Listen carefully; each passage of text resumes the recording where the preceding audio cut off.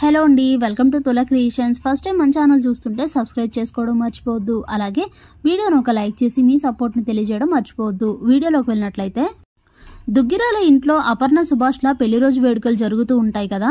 అప్పుడే అందరూ డాన్స్ చేయడం పూర్తయిన తర్వాత అపర్ణ సుభాష్లతో కేక్ కటింగ్ చేయిస్తారు. ఇంతలో కావ్య ఇంట్లో ఉన్న మెయిడ్ని పిలిచి అందరికీ కూల్ డ్రింక్స్ తీసుకొనిరా అని చెప్తే, ఇక కూల్ డ్రింక్స్ తీసుకొని తను హాల్లోకి రాగానే ఆమెను చూసి కావ్య, రాజ్, సుభాష్ ముగ్గురు కూడా షాక్ అవుతారు. ఈ చీర అత్తయ్య గారికి మామయ్య గారు గిఫ్ట్ ఇచ్చిన చీర కదా, ఇదేంటి తిను కట్టుకుంది అని ఆలోచిస్తూ ఉంటుంది కావ్య.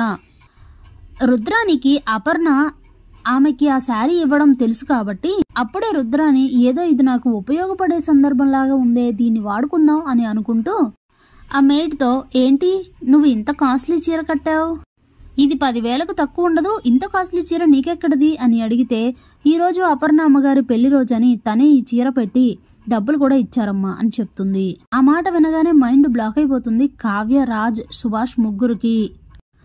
ఇంతలోనే రుద్రాని, ఏంటి వదిన, ఎంత నీ పెళ్లి రోజు అయితే మాత్రం ఇంత కాస్ట్లీ చీర పెట్టాలా అని అడిగితే, పెడితే తప్పేముంది రుద్రాని, అందులో తప్పుగా అనుకోవడానికి ఏముంది, తనకు మాత్రం కాస్ట్లీ చీర కట్టుకోవాలని ఉండదా, ఏదో నాకు పెట్టాలనిపించి పెట్టాను అంతే అని అంటుంది అపర్ణ.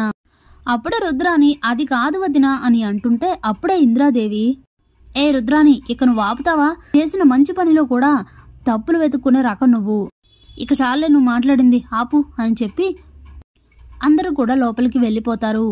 ఇక కావ్య, రాజ్, సుభాష్ ముగ్గురు కూడా హాల్లో నిల్చొని మాట్లాడుకుంటూ ఉంటారు. అప్పుడే కావ్య, ఏంటి మామయ్య గారు ఇదంతా, అసలు అత్తయ్య గారికి మీరు అది గిఫ్ట్గా ఇచ్చిన శారీ కదా, ఆ శారీని తనకెందుకు ఇచ్చారు, అంటే అత్తయ్య గారు మిమ్మల్ని ఇంకా క్షమించలేదా, మీతో సరిగ్గా ఉండడం లేదా, ఏమైందో చెప్పండి మామయ్య ఇప్పటికైనా అని అంటే, ఇక అపర్ణ సుభాష్తో ఏమైతే మాట్లాడిందో ఆ మాటలన్నీ కూడా చెప్తాడు సుభాష్. దాంతో కావ్యరాజ్ కూడా చాలా బాధపడతారు. అప్పుడే కావ్య, మనం ఇలా బాధపడుతూ ఉండడం కాదు, అత్తయ్య గారితో నేను ఇప్పుడే మాట్లాడతాను అని వెళ్తుంటే అప్పుడే రాజు, వద్దు కావ్య నా మాట విను అని అంటున్నా, లేదండి ఇప్పుడే మాట్లాడాలి, అత్తయ్య గారికి అర్థమయ్యేలా చెప్తే వింటారు, తనకి తెలియదని కాదు, కానీ కొన్ని సందర్భాలలో ఎలాంటి తప్పు లేకపోయినా అపార్థం చేసుకొని ఇలా తప్పటడుగు వేస్తుంటారు ఎవరైనా, మీరుండండి అని చెప్పి ఇక అపర్ణ దగ్గరకు వెళ్తుంది కావ్య. ఏంటి ఇలా వచ్చావు అని అపర్ణ అడిగితే, మీతో ఒక విషయం మాట్లాడాలి అని అంటుంది. దేని గురించి అని అంటే, మీరు మావయ్య గారు మీకు గిఫ్ట్గా ఇచ్చిన చీరని మేడ్కి ఇవ్వడం గురించి అని అంటే స్టన్ అయిపోతుంది అపర్ణ.